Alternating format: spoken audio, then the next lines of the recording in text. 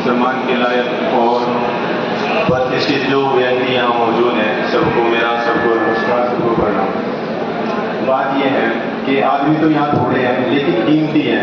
इन लोगों ने जो आवाज़ उठाई है और जो जिस मुद्दे की वजह से जोड़ा है समाज भी, देखो अपनी बात आप करोगे तो फिर बात सुनेगी नहीं, और बात सुनेगी नहीं तो समझेंगे नहीं। इसलिए अपनी बात से ज़्यादा जरूरी है कि बात को सुना जाए। तो जो जो आवाज़ आप लोगों ने उठाई है वैसे जैसे बिल्कुल अंधेरे में एक धीमी सी किरण हो। इस वक्त समाज में जो माहौल चल रहा है और समाज में जो बातें चल रही हैं उसमें ये आवाज़ उठाना कि सारी इंसानियत को जोड़ना। मैं आपको दो बातें कह रहा हूँ, 2-3 बातें हैं जो ज़रूरी हैं और अहम हैं और इस वक्त समझने के लायक हैं। एक तो ये है कि एक बात ये आती है कि भाई ये फला आपका प्रतिनिधि है और ये फला आपका प्रधान है। मैं आप सबके मर्तबे को और आप सबके ओहदे को बढ़ा रहा हूँ। आप इस बात को याद रखना, कोई भी आदमी किसी खास का प्रतिनिधि तो है, लेकिन जितने भी दुनिया में इंसान है वो सबसे पहले उस रब के प्रतिनिधि है जिसने उसको पैदा किया। हर इंसान जो है उस रब का प्रतिनिधि, वो सबको देखना चाहता है कि दुनिया में कौन क्या काम करता है। वो मुझे भी देख रहा है, आपको भी देख रहा है, सबको देख रहा है, और हर आदमी के कर्म उसके साथ है कि कौन आदमी किन कर्मों को कर रहा है। अपने कर्मों का फल उसको मिलकर रहेगा दुनिया में भी और मरने के बाद भी। दूसरी बात यह है कि इस वक्त जो ये नारा लगाया जाता है कि भाई आप जय श्री राम कहो और जय श्री राम कहने से आदमी हिंदू बन जाएगा।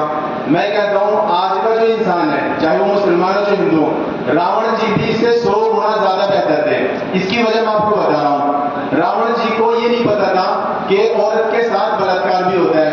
आज का जो दंगाई आदमी होता है, सबसे पहले वो किसी भी समाज का हो, जब वो किसी घर में जाता है सबसे पहले उसकी बहू बेटी के ऊपर गलत निगाह देगा। रावण जी जब तक भी रहे उसने सीता माता को जब भी कहा सिर्फ शादी के लिए दबाव डाला, गलत निगाह से न तो उसको देखा न गलत उसको स्पर्श करा। उसको यह पता ही नहीं था बेचारे कि औरत के साथ भी बलात्कार होता है। तो आज के लोगों से तो जो हम लोग हैं, जो हमारे काले कर्मों में हम इंसान जो होता जा रहा है, तो इससे तो रावण जी भी बहुत ज्यादा अच्छे और बहुत ज्यादा बेहतर थे।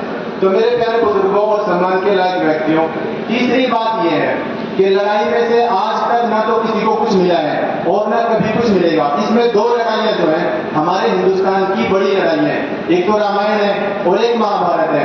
तो दोनों में बड़ी सीख है। एक बड़ी परेशानी जो हो रही है आज के वक्त समाज में, हमने अपने बड़ों की बातों को घर में करना छोड़ दिया। हर आदमी प्रेजेंट बात कर रहा है, पहले जो हो चुका समाज में जो हो चुका उन बातों को करना छोड़ दिया। कौरव पांडवों की लड़ाई मशहूर लड़ाई है, आपस में भाइयों की लड़ाई थी, लेकिन बचा कौन? मैं उसके बारे में खूब देखा। तकरीबन 14 लाख के आसपास, 14-15 लाख के आसपास पांडव थे और 24-25 लाख के आसपास कौरव थे, लेकिन बचे 15-20 आदमी। ना वो बचे ना वो बचे। एक तो ये बात है कि बचा ही कोई नहीं। दूसरी बात जो है सिर्फ 14-15 आदमी पूरी लड़ाई में, यदि 40-50 लाख लोग लड़ने वालों में से तो 14-15 आदमी खाली बचे, लेकिन जो 14-15 आदमी बचे वो भी कहां गए? वो भी चले गए। पांडव ने उसके बाद क्या किया? जब वो लड़ाई जीत गए, जीतने के बाद क्या हुआ? वो छोड़ के वनवास में चले गए। उन्होंने देखा लड़ाई का नतीजा तो कुछ नहीं निकला। समाज में जब आदमी नहीं बचा, जब कोई जिंदा ही नहीं रहा, सब मारे ही गए, तो हुकूमत किसके ऊपर करेंगे? जब गांव में मजदूर नहीं रहेगा तो आपका अनाज कौन काटेगा? आपके खेतों को कौन काम करेगा? आपके मकान को चिनाई कौन बनाएगा? आपके लोहे का सामान के डाकर कलकत्ते तैयार कौन देगा? एक आदमी सारे काम नहीं कर सकता। मिलजुल कर समाज चलता है। खेती करने वाले भी चाहिए, दुकानदार भी चाहिए, हर किस्म के लोग चाहिए। इसलिए समाज को सबकी जरूरत है। इसलिए सबको हर हाल में मिलकर साथ चलना ही पड़ेगा। इसलिए सबको ना तो मैंने किसी को पैदा किया, जब किसी ने किसी को पैदा ही नहीं किया तो इस वजह से मारने कभी किसी को अधिकार नहीं है। क्योंकि आप देखो पूरी किसी का एक बेटा मारा गया, पूरी दुनिया में कोई डॉक्टर, कोई इंटेलिजेंट, कोई साइंटिस्ट ऐसे नहीं है जो उस मरे हुए आदमी को जिंदा कर सके। जब कोई किसी को जिंदा कर ही नहीं सकता तो मारने का भी किसी को कोई अधिकार नहीं है। चाहे किसी भी समाज का आदमी है, उस आदमी की कीमत, चाहे आप उसको कितनी नीची नजरों से देखो, किसी भी समाज का आदमी हो, लेकिन उस आदमी की कीमत की माँ से पूछो जो बैठी है, उस बहन से पूछो जिसका भाई मारा गया, उस माँ से पूछो जिसका बेटा मारा गया, उस बेटे से पूछो जिसका बाप मारा गया। जिसका मरता है उसको पता लगता है और देश सभी नंबर सबका आता है, क्योंकि जो मारेगा वो भी मरेगा। एक तो ये बात है। और दूसरी बात मेरे बुजुर्ग ये है कि कानून जो होता है, कानून मदद के लिए होता है। अंग्रेज की कहावत है, जो जंगल का कानून है, माई कैश कैन सर्वाइव। कि जंगल में ही कहावत है कि वहां ताकतवर ही बच सकता है, आम आदमी नहीं बच सकता। कानून जो, लेकिन समाज जो इंसानों से बनता है, इसमें कानून है, समाज है, पुलिस है, फौज है, नेता है, ये सब हमारे प्रतिनिधि हैं। तो समाज जो चलता है वो कानून की मत। एक गांव में एक आदमी के ऊपर किसी ने जुल्म करा, अब उस गांव की जो जिम्मेदारी, उस गांव की जो पंचायत है, उस गांव की जो मजबूत कौम है, जो उस गांव की चौधर है, उसकी जिम्मेदारी है, चाहे वो उसके घर का आदमी हो, चाहे उसके परिवार का आदमी हो, इंसाफ दिलाना चाहिए। अगर एक गरीब के ऊपर किसी गांव में शादी रुपए बात में जुर्म हो रहा है एक गरीब के ऊपर, अब यहाँ इंसाफ दिलाने के आपके पास खट्टर जी नहीं आएंगे, इंसाफ दिलाने के आपके पास मोदी जी नहीं आएंगे, आपका अपना गांव है। इस गांव के जिम्मेदार लोगों की जिम्मेदारी है, जैसे हमारे शमशेर जी हैं, इनको सबसे पहले पहल करनी चाहिए, चाहे वो इनके अपने परिवार का आदमी हो जो गलत करे, सही आवाज को अपने गांव से उठाओ और सही काम को अपने गांव से शुरू करो। आप अच्छे बनो, सब अच्छे बन जाएंगे। अपने अपने गांव में इंसाफ कायम करो, अपने अपने हर बड़े एक आम बात हो गई, ये सरकार के ऊपर सारी बातें थोप दी। हमसे आपसे सरकार है, सरकार हमारी प्रतिनिधि है और हम आपसे ही बनते हैं। जो एमएलए एमपी हैं वो भी हमारे आपके भाई हैं, वो भी हमारी आपकी बहनें हैं। तो समाज हमसे बनता है, समाज से जैसा प्रजा जो होती है, प्रजा को राजा बनाता है, प्रजा राजा को बनाती है, राजा को प्रजा को नहीं बनाता। प्रजा जिसको चाहेगी उसको बनाएगी। आप अपने अपने गांव में, अपने इलाकों में ऐसे लोगों को आगे करो जो पूरे समाज को जोड़कर चल सके, जो पूरे समाज को एक साथ लेकर चल सके। आप देखोगे समाज अच्छा होता चलेगा। एक बाग में अब अमरूद भी चाहिए, सेब भी चाहिए, केले भी चाहिए, हर किस्म का फल चाहिए। तो गांव में और समाज में भी हर किस्म के लोग चाहिए, सबसे मिलकर ये समाज बनता है। आप जो ये जो सब हम सब ये समझ लें कि हम सब एक दूसरे के भाई भाई हैं। बिल्कुल ये एक बात नहीं कि सिर्फ हिंदू मुस्लिम सिख ईसाई, इसके अलावा जितनी भी कौमें हैं, दुनिया में जितने भी धर्म हैं, वो भी सब हमारे भाई हैं। क्योंकि सब माँ के पेट से जब बच्चा पैदा होता है वो न तो किसी धर्म को जानता, न किसी समाज को जानता, न अपने माँ बाप को जानता, वो बच्चा किसी को नहीं जानता। जो माँ उसे दूध पिलाती है उसको माँ समझ लेता है, जो बाप उसको खाना पीना खिलाता है उसको बाप समझ लेता है। तो जैसे जैसे बड़ा होता है अब वो समाज में जानना पीना शुरू करता है। तो मेरे को सबसे बड़ी ये रिक्वेस्ट है कि आप अपने अपने इलाकों में, अपने अपने गांव में, अपने अपने जिलों में आप इंसाफ को कायम करो। दूसरों के ऊपर के कोई वहां से होगा यहाँ से होगा, अपने इलाकों से काम शुरू करो। अपने बच्चों को अच्छी तरबियत दो, अपने बच्चों की अच्छी परवरिश करो, उन्हें अच्छे संस्कार दो। आप देखो अपना जब पिट कर आता है, अपना जब मर कर आता है तो कैसा दुख होता है, हर आदमी उसको झेलता है। तो जिसका भी पिटेगा अपने माँ अपने बेटे को सिखाए, आप बाप अपने बेटे को सिखाए, देख बेटा किसी को तकलीफ न देना। दो काम है, देखो मेरे बुजुर्गों, एक तो उस रब के लिए है, एक तो रब का बंदा है, दूसरे समाज में इंसान की सेवा। रब के बाद जो एक आदमी दूसरे आदमी को फायदा पहुंचा सकता है, इससे जो सुख मिलता है, आप एक भूखे को खाने पिलाओ, आपको जो सुख मिलेगा सुख कहीं नहीं मिलेगा। आप एक प्यासे को पानी पिलाओ, आप एक गरीब आदमी की मदद करो, आप नंगे को कपड़ा दे दो, आपको जो सुख मिलेगा इसमें वो सुख आपको कहीं नहीं मिलेगा। बड़ी बड़ी गतियों में आप प्रधानमंत्री मुख्यमंत्री बन जाओ, वहां भी आपको वो सुख नहीं मिलेगा जो एक गरीब आदमी की मदद कर कर, एक मजलूम आदमी की मदद कर कर आपको सुख मिलेगा। आप सब मेरी बात को याद रखना और आप कोई भी करके देख लो, आपको आपकी आत्मा को जो सुख मिलेगा वो एक इंसान की मदद करके मिलेगा। इसलिए मेरी सबके दरखास्त है, सबसे मेरी प्रार्थना है कि सब एक दूसरे के मददगार बने। आदमी नफरत की नजर से दूसरे को देखकर क्यों है, जब ये पता भाई ये मेरा भाई है और ये भी इंसान है, हर आदमी माँ के पेट से आया, जमीन एक है, आसमान एक है, जो पानी हम पीते वो पानी एक है, हवा एक है, ये सूरज एक है, ये चांद एक है, रात एक होती है, दिन एक होता है, तो फिर अलग अलग कैसे हैं? सब हम सब के हैं और सब हमारे हैं। यही मेरी सबसे प्रार्थना है। आप लोगों ने यहाँ मौका दिया, आपका बहुत बहुत धन्यवाद। हरियाणा के लोगों का मान सम्मान बड़ा है और भाईचारा सांझ पूरी दुनिया के अंदर बड़ी है, उसके लिए हम आपका सम्मान करना चाहते हैं, सल्यूट करना चाहते हैं।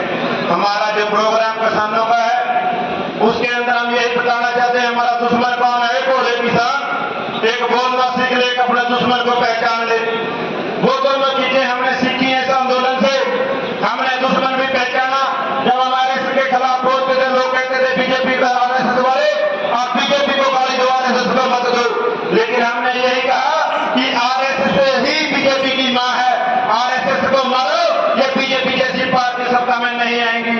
और आप लोगों ने देखा हर एक ब्लॉक के ऊपर लीडर पैदा हुआ, हर एक गांव के अंदर लीडर पैदा हुआ। दोनों बातें आप लोगों ने सीख ली है। तीसरी बात है लड़ाई लड़ने की।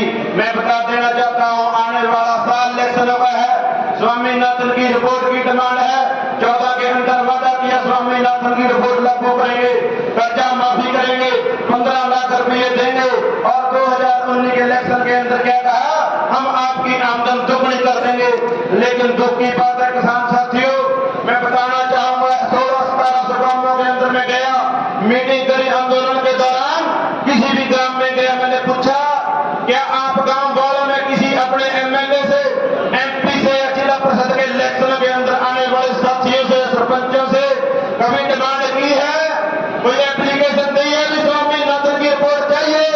सच जानना, 1600 गांवों के प्रोग्राम किए, रिकॉर्ड है, लेकिन किसी भी गांव के साथी ने हाथ खड़ा कर ये नहीं कहा कि हमने स्वामीनाथन की रिपोर्ट मांगी है। आप लोगों ने एसएचओ के पास टेलीफोन करवाने के लिए डिमांडें देखी हैं, अपने बच्चों को नौकरी लगाने के लिए सिफारिशें की हैं, लेकिन जो असली मुद्दा था आप लोग उससे दूर रहे। और दूसरी बात बता देना चाहता हूं, समय की कमी है। स्वामीनाथन का वादा किया मोदी ने, किसान संगठनों ने बिल पेश कर दिया, लेकिन आप द्वारा चुने हुए एमपीओ ने 543 एमपी उसके अंदर कांग्रेस के भी थे, सभी पार्टियों के थे, बीजेपी के भी थे, लेकिन आपकी स्वामीनाथन की रिपोर्ट के ऊपर चर्चा करने की जहमत उन लीडरों ने नहीं की। कही क्यों नहीं? क्योंकि 18 लाख वोट डाली आप लोगों ने एक एमपी को, लेकिन 18 लाख में से एक आदमी ने भी स्वामीनाथन की रिपोर्ट नहीं मांगी। समा आ गया है, आप लोगों ने पूछना है, आप अपने गांवों से सचेत होना है।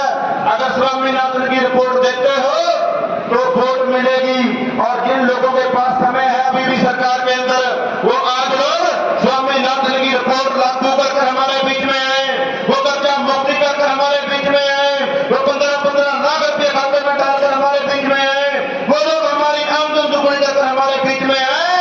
वरना आप लोगों ने लठों के साथ उन लोगों का स्वागत करना है, वो लोग हमारे बीच में आने के काबिल नहीं है। मैं इतनी बेनती कर, और ये जो हमारा एमएसपी का आंदोलन जो छिड़ना है वो भी लूट के खिलाफ है, लेकिन लूट का आंदोलन सफल नहीं हो सकता अगर फूट से नहीं लड़े तो। लूट और फूट इकट्ठी है। 9 अगस्त 1942 को अंग्रेजों भारत छोड़ो का नारा था, आज कारपोरेट भारत छोड़ो, लेकिन कारपोरेट अकेला नहीं है, उसके साथ फिरका परस्ती है, सांप्रदायिकता है उसके साथ। दोनों को भारत से बाहर करना पड़ेगा, कारपोरेट भी और फिरका परस्ती भी। ये जो नीचे लिख रखी है सांप्रदायिकता, और वो फोटो ऊपर पुणे में चौधरी छोटू राम का, मैं उनकी किताब पढ़ रहा था, उन्होंने लिख रखा है कि जब किसान को जागृति आने लगती है तो क्लोरोफॉर्म का फोड़ा उसके नाक का लाते हैं। क्लोरोफॉर्म समझते हो ना, बेहोशी की दवाई होती है, उसमें फोड़ा डबो कर हिंदू महासभा मुस्लिम लीग किसान के नाक का लाते हैं, वो फिर बेहोश हो जाए। ये फोड़ा बिल आया था 31 जुलाई को मेवात में, जो फोड़ा लाया है, लेकिन आप लोगों ने इस फोड़े को सूंघा नहीं। इस बार हरियाणा के लोगों को सलाम करता हूं मैं, जिनने फोड़ा सूंघने की ताल करती कि हम नहीं लड़ेंगे किसान भाई भाई है किसी बरादरी का, मजदूर और किसान भाई है किसी बरादरी के। दूसरी बात आपको ध्यान होगा, ये जो जय श्री राम आए हैं, पहले राम राम क्या करते, राम राम में जय श्री राम कर दिया। श्री राम रामायण पढ़ी अपन है, तो राम ने अश्वमेघ यज्ञ किया था, और अश्वमेघ यज्ञ में ये होता है घोड़ा छोड़ दिया था, जड़े ताई घोड़ा था उड़े ताई राज हो जाए उनका, और कोई पकड़ ले घोड़े ने तो उसमें लड़ाई करनी पड़े। ये मोदी भी अश्वमेघ युग कर रहा है, इन्हें भी घोड़ा छोड़ना क्या, फिरका परस्ती का और सांप्रदायिकता का। खुशी की बात यह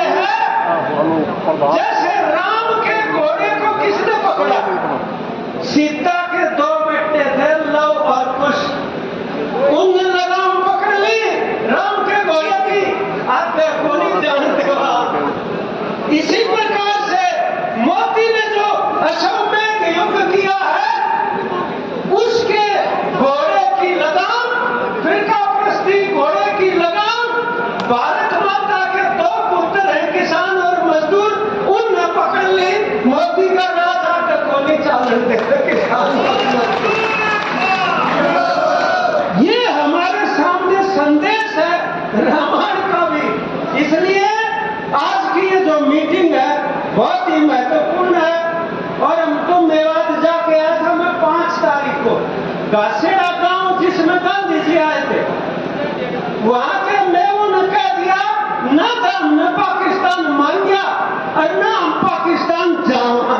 47 की बात है, हमारी सरजमी है, हम क्यों जाए यहाँ से छोड़ के, तब से वो यही रह रहे हैं। और घासेड़ा गांव में गड़े